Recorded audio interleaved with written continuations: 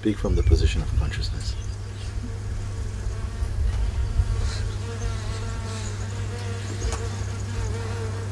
From that place I wouldn't pay attention to this anymore. Don't speculate, speak as consciousness. If you have anything further to say, speak from and as consciousness. Be the consciousness that's there. You should not take any effort because it is the one unshakable thing, at least relative to the other things you're speaking. The consciousness is unshakable. At a later stage you may find that itself also fluctuates. But right now it is more stable than the place you've been speaking from.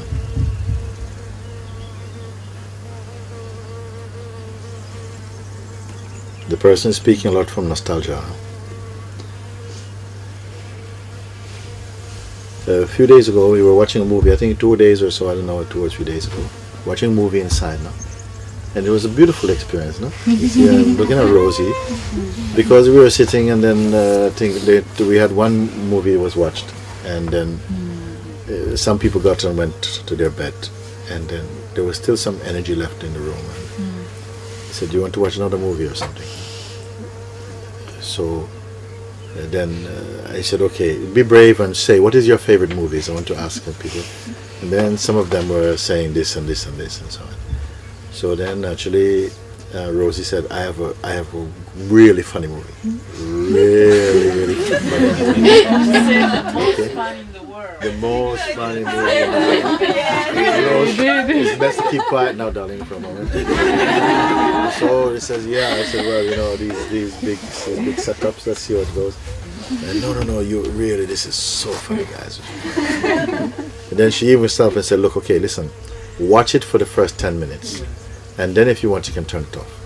So she had some confidence, no? That even in the first 10 minutes, you know, the room is going to be upside down with laughter. Okay. So like this, and then we started watching, and then we were going on, and it was kind of okay. And then, so I think I'm falling off as well, believing and so on. And then she came somewhere along the movie, and she said, Mooji. I said, yeah. Somehow it's not the same. When I watched it before, it was really, for that time, it was really hilarious. It was just so, and I don't know what's happened because it's not so funny at the moment. And I think she was feeling a little disappointed, and I said, no, this is so good, this is very good. And we had a little satsang talk, isn't it? Was it not important, that talk? Yeah, because we say many things in your life, you know, in your mind, you're cherishing the memory of them. But if you could visit the actuality of them, you've moved on from that. You've moved on from this. And so it is good now that now you're looking again at the same movie that had you almost in stitches, dying with laughter, and just thinking the whole world should watch this because it's so funny.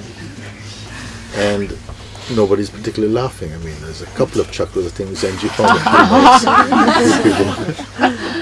And I said, but this is very good, because we are storing up a lot of things, no? That if we could turn the glove inside out and have them in front of you to look at now, you see, but wait a minute, I feel nothing for these things. But left to memory, something is saying, yeah, but this is so, you know, it was so powerful, this was such a powerful. But that's how you experienced it then. You're not the one who experienced it then. You've moved on someplace. Some of it was you, you're there because there's something is always you.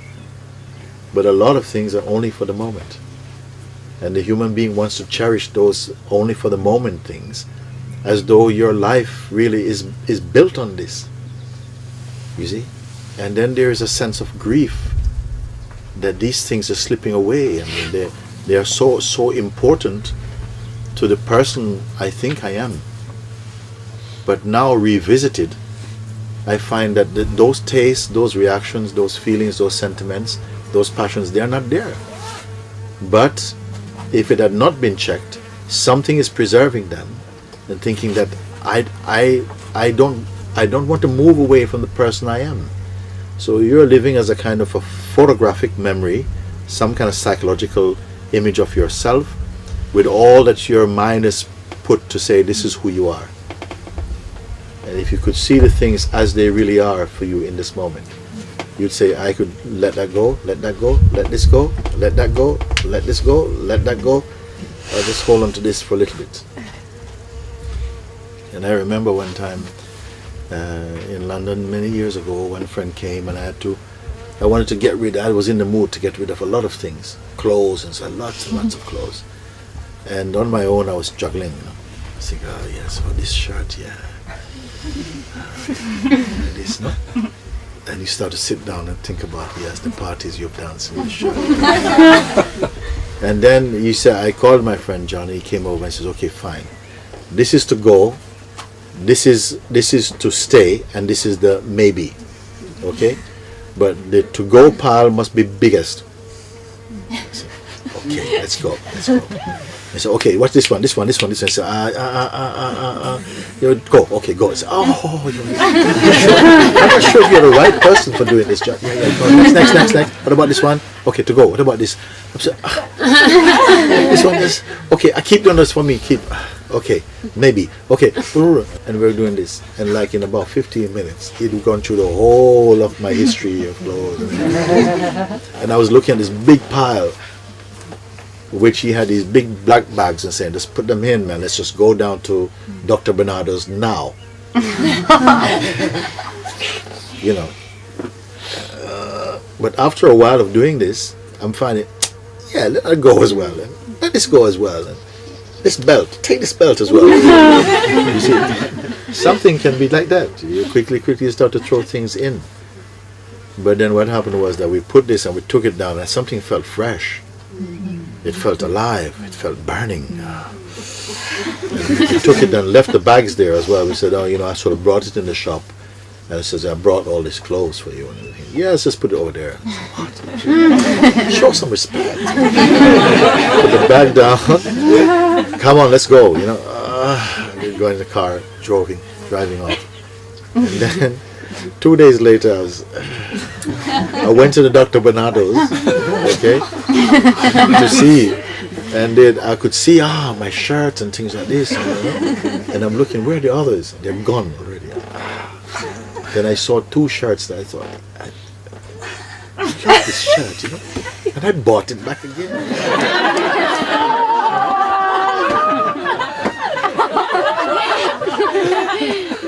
So this is the kind of thing. Some things are happening with the thoughts like this. Some things we're preserving, some ideas we have about ourselves. This is important. This was a treasured thought. You know, it was a trophy thought. And when it comes a time to somehow in your satsang, they're floating up like scum on the surface of the mind. Somebody's going, I'm not ready to let this go.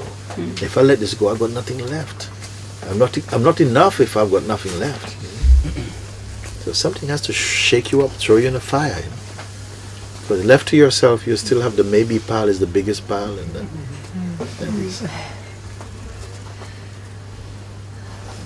we're all late. Nobody's even fresh enough to be now. You're way back down the road into some past thing.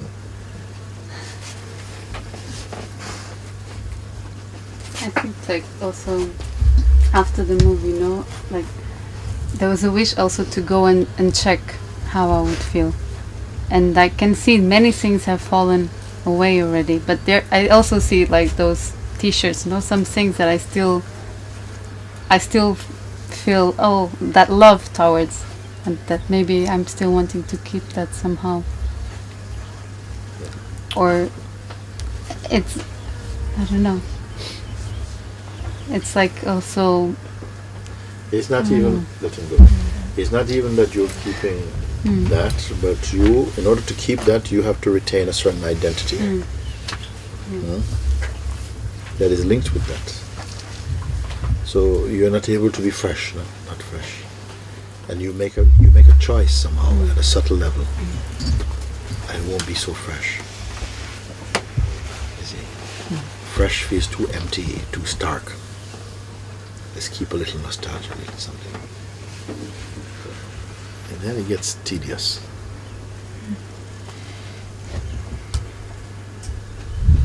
Some people, their steps are in millimeters, and others, their steps are in kilometers. still others, they're stepping in galaxies.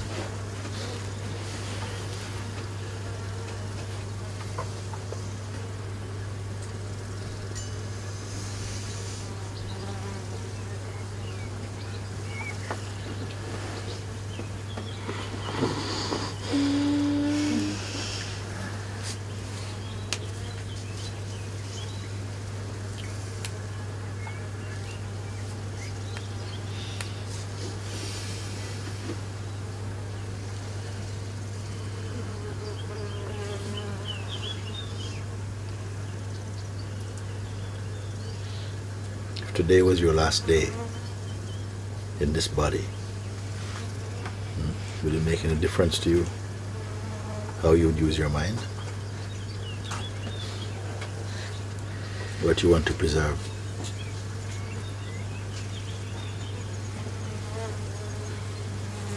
When you have no future.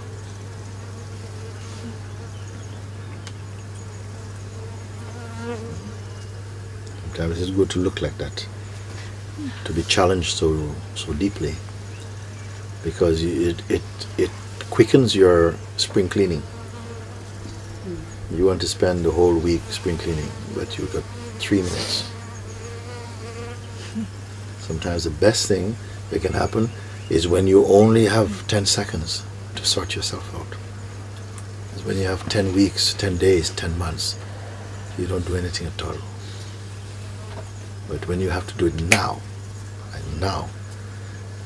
and life is not waiting for you, then you're amazed at what can happen. You have to go into the realm of miracles within yourself. You have to go past the realm of possibilities, or your sense of impossibility. You have to reach that power inside yourself. A technique-less power.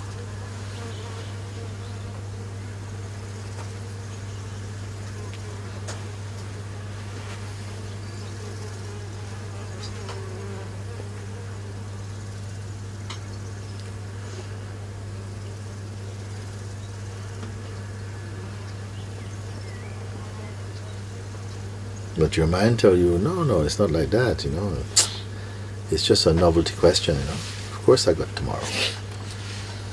But, I'm only 30. I've got another 50 years. I'm only 25. I'm only 70, I still got, my father died at 98. I still have another 3 years. Your mind is always playing some little game. And so it's not that we don't know. But at least you have the attitude to continue to be mediocre, average, Mr. Average. And even that is too high a compliment, in fact.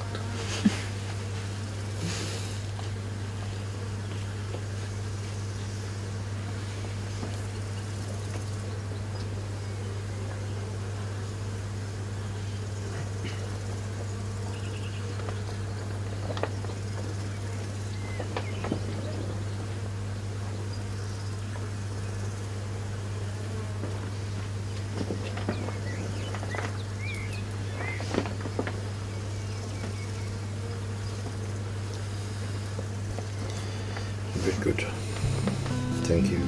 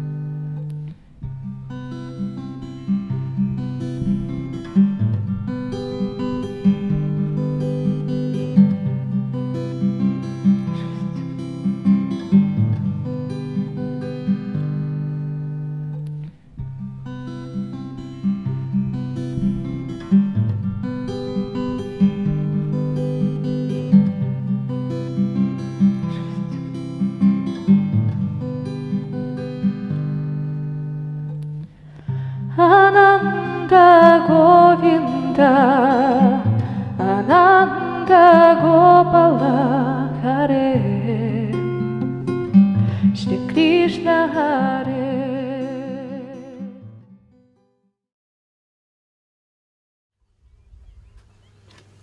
Lita has something for you. Hello. Hello.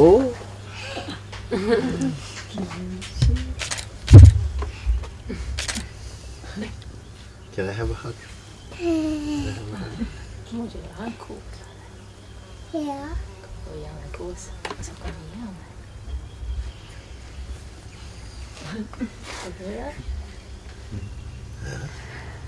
Come and give me a hug.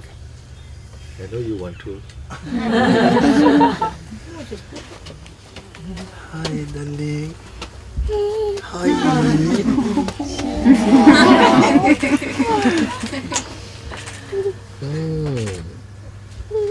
I'm so happy you came now. I'm so happy, yeah. I'm very happy you came. And I love you so much, you know.